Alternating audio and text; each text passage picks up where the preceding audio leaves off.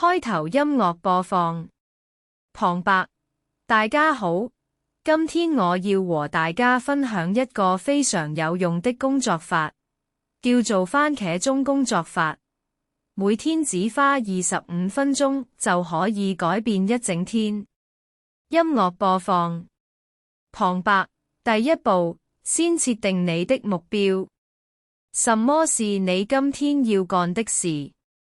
將目標寫下來，並將它們拆解為小 tasks。旁白：第二步，設定你的番茄鐘時間，25分鐘，然後做你的 tasks。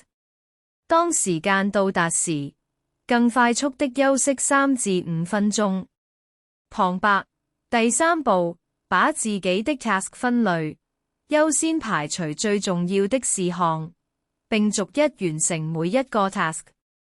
旁白：最後，記得每天都要進行番茄鐘工作法，並且持續努力，持續改善自己的工作方法。音樂結束。旁白：感謝觀看，歡迎追蹤我們的頻道。